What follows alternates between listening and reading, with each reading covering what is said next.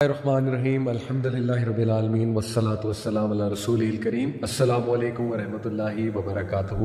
Welcome to a very special episode of the M A pod cost.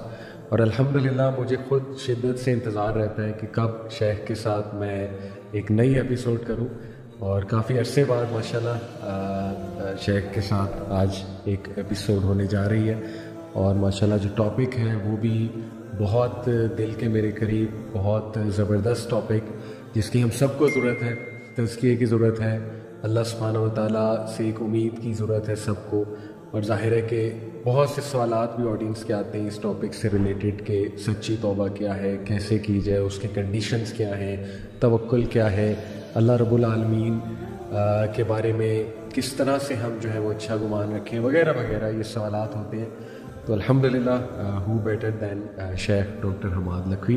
السلام علیکم ورحمۃ اللہ. جی وعلیکم السلام ورحمۃ اللہ. شیخ آپ خیریت سے؟ ماشاء جی اللہ کا شکر ہے. کافی ٹائم بعد ماشاءاللہ، لیکن یہ کہ ملاقات تو ہماری رہتی ہے، بٹ الحمدللہ مجھے بہت خوشی ہو رہی ہے کہ آپ اس وقت میرے ساتھ موجود ہیں. اور ٹاپک شیخ جیسے کہ آپ نے سنا بڑا زبردست اور امپورٹنٹ ٹاپک. تو اسٹریٹ میں انشاءاللہ سوال کی طرف ہی آتا ہوں. شیخ میں غور کر رہا تھا حضرت موسیٰ علیہ السلام کے واقعے پہ. سورہ قصص میں اللہ رب العالمین نے ان کی لائف کا ایک بڑا اسپیشل فیز بتایا نبوت سے پہلے، کہ ان سے غصے میں اور غلطی میں ایک بندہ جو ہے وہ قتل ہو گیا. تو اس کے بعد فوراً انہوں نے اپنے اندر جو ہے وہ ایک ڈر محسوس کیا، اور وہ دعا بھی بلکہ درج ہے کہ انہوں نے کہا ربی انی ظلمت نفسی فاغفر لی. اور اللہ رب العالمین نے باقاعدہ بتایا کہ ہم نے اسے معاف بھی فرمایا. تو شیخ یہ میں غور کر رہا تھا کہ اتنا امید والا واقعہ ہے.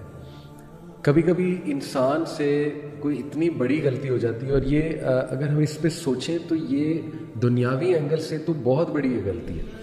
یعنی آج کوئی اس طرح کرے تو آپ سوچیں کہ وہ کتنی ٹینشن میں آ جائے گا وہ بندہ.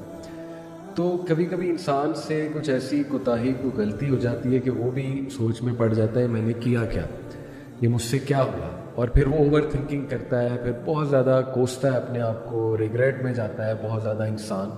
تو شیخ اس واقعے کو سامنے رکھتے ہوئے، ہیومن نفسیات کو سامنے رکھتے ہوئے کہ واقعی انسان سے گناہ ہو جاتے ہیں، غلطی میں کوتاہی میں کچھ ایسا ہو جاتا ہے جو بہت کوئی بڑی چیز ہوتی ہے، پھر وہ اللہ سے معافی مانگتا ہے، اللہ معاف بھی کرتا ہے. تو یہیں سے میں سٹارٹ کرنے ہوں گا کہ موسیٰ علیہ السلام کے واقعے سے کیا کیا ہمیں سبق جو ہے نا وہ ملتے ہیں. بسم اللہ الرحمن الرحیم. دیکھیں، گناہ کرنا اور گناہ ہو جانا اس میں فرق ہے. صحیح. تو موسیٰ علیہ السلام نے گناہ کیا نہیں تھا. بالکل صحیح، بالکل صحیح. ان سے ہو گیا تھا، اس لیے کہ ان کی نیت تو ہرگز ان کو اس کو مارنے کی نہیں تھی. بالکل صحیح. اور دوسری بات یہ ہے کہ جو آلہ قتل تھا وہ بھی مارنے والا تو تھا ہی نہیں. صحیح صحیح. تو آپ نے تو ایک مکہ مارا تھا اور مکے سے وہ مر گیا. بالکل ٹھیک. تو اب مکہ کسی کو جب کوئی بھی شخص مارتا ہے تو کبھی بھی یہ آلہ قتل نہیں ہوتا. بالکل ٹھیک، بالکل ٹھیک. اور اس لیے یہ کہنا کہ حضرت موسیٰ علیہ السلام نے اس کو مارا تھا، تو مارا تو تھا ہی نہیں، وہ مر گیا تھا. اس لیے جو ہے اس کو عمل الشیطان بھی کہا گیا. انہوں نے کہا کہ یہ شیطان کی طرف سے تھا، کہ یہ میری طرف سے نہیں تھا، یہ شیطان کی طرف سے. لیکن بہرحال انہوں نے رب انی ظلمت نفسی کہا، اللہ تعالیٰ سے معافی مانگی، اور اللہ تعالیٰ نے اس کو معاف کر دیا. اور پھر کام بھی یہ مدین میں کچھ عرصہ گزارنے کے بعد یہ واپس آئے ہیں، اور واپس آ کے فرعون کے دربار میں جب انہوں نے اپنی دعوت کا آغاز کیا ہے تو فرعون نے اس وقت جتنی باتوں کے بارے میں حضرت موسیٰ علیہ السلام کو احسان کے طور پر جتلایا ہے، اس میں ایک بات یہ بھی کہی کہ آپ نے تو قتل کر دیا تھا، اور ہم نے جو ہے وہ آپ نے قتل کیا. اور اس موقع پر بھی حضرت موسیٰ علیہ السلام نے کہا کہ میں نے قتل نہیں کیا تھا، شیطان کی بات نہیں.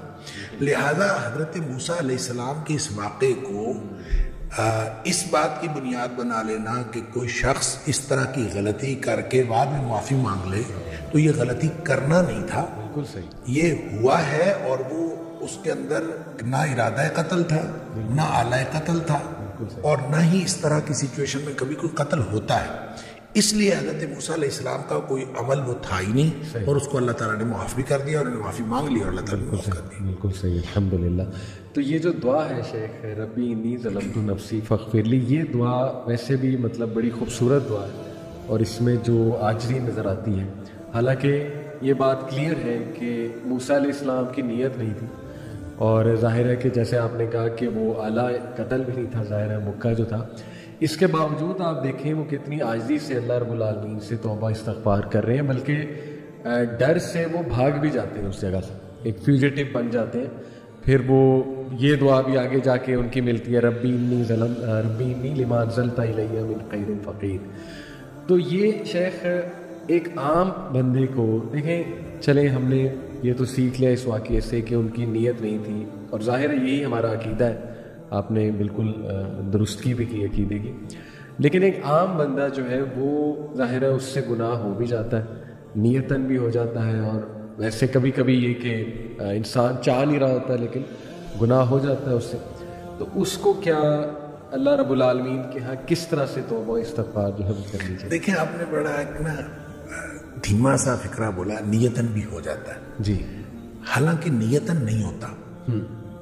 گناہ جو ہے دیکھیں کل بنی آدم خطاء، صحیح، اگرچہ نبی پاک صلی اللہ علیہ وسلم نے فرمایا ہر آدم کا بیٹا خطا کار ہے، صحیح، ہر انسان سے خطا ہو جاتی ہے. بالکل ٹھیک. وخیر الخطائین التوابون، بہترین خطا کار وہ ہیں جو واپس آ جاتے ہیں. اللہ، اب مسئلہ یہ ہے کہ ہو جاتا ہے اور کر لیا جاتا ہے، اس میں فرق ہے.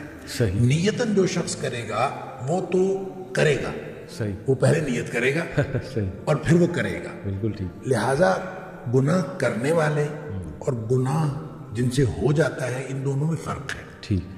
لیکن جو شخص گناہ کرتا ہے، اللہ تعالیٰ نے سورہ نساء کے اندر بھی اس کی وضاحت فرمائی، یہ فرق بتایا کہ کچھ لوگ ایسے ہیں کہ جن سے گناہ ہوتا ہے ثم یتوبون من قریب، وہ فوراً توبہ کرتے ہیں. اللہ، اچھا، ایک یہ ہے کہ وہ گناہ کیے جاتے ہیں کہ جب موت قریب آ جاتی ہے پھر وہ کہتے ہیں کہ اب میں توبہ کرتا ہوں.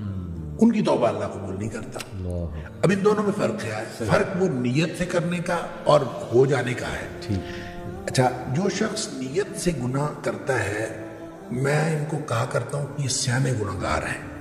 یعنی سوچ سمجھ کر گناہ کرتے ہیں. صحیح. اور سوچ سمجھ کر گناہ کرتا ہے انسان اس وقت کرتا ہے جب انسان اپنے آپ کو معاشرے کے ساتھ کمپیئر کرتا ہے اور انسان کہتا ہے کہ معاشرے میں اتنے گناہ ہو رہے ہیں، صحیح، تو یہ میں ایک چھوٹا سا گناہ کر لوں گا تو کیا فرق پڑتا ہے.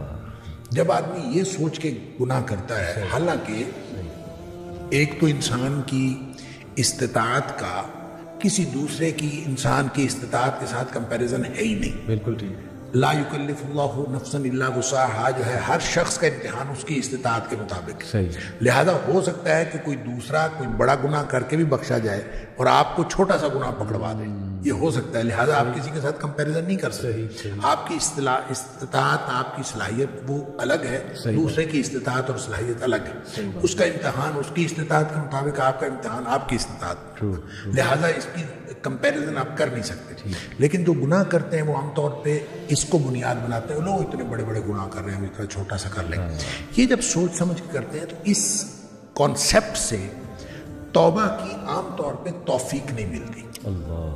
اس کی وجہ یہ ہے کہ آدمی نے سوچ سمجھ کے کیا ہوتا ہے کہ کوئی حرج نہیں ہے کہ میں کر لوں گا تو کیا حرج ہے. اس کو پھر توبہ کی طرف بالعموم اس کا دھیان توجہ ہی نہیں جاتی کیونکہ اس نے سوچ کے کیا ہوتا ہے کیا حرج ہے. بالکل. دوسرے گناہ گار وہ ہیں جن سے ہو جاتا ہے، وہ اس نے یہ طے کیا ہوتا ہے کہ یا اللہ میں نے کوئی گناہ نہیں کرنا. اللہ کے ساتھ نیتاً صحیح اس نے یہ بات طے کی ہوتی ہے کہ میں نے کوئی گناہ نہیں کرنا. بالکل ٹھیک. گناہ اس سے بھی ہو جاتا ہے. صحیح بات. کیونکہ کلو بنی آدم خطا، یعنی ایسا تو ہو نہیں سکتا اس سے گناہ. اس سے گناہ کیوں ہوتا ہے؟ دو وجوہات کی بنیاد پر ہوتا ہے، یا جذبات کی مغلوبیت کی وجہ سے یا حالات کی مغلوبیت کی وجہ سے. صحیح. یعنی وہ اس کے حالات ایسے ہوتے ہیں کہ جو اس کو گناہ کی طرف لے جاتے ہیں، یا پھر اس کے جذبات، بعض اوقات انسان اپنے جذبات سے مغلوب ہو جاتا ہے اور انسان چل پڑتا ہے گناہ کی طرف، شہوات سے یا جذبات سے. اچھا، اب جب وہ مغلوب ہوا اور مغلوب ہو حالات کی وجہ سے کوئی کیفیت ایسی بن گئی کہ وہ گناہ میں وہ انوالو ہو گیا. صحیح. یا پھر جذبات ایسے اس کے اوپر حاوی ہوئے کہ وہ گناہ میں انوالو ہو گیا. ٹھیک.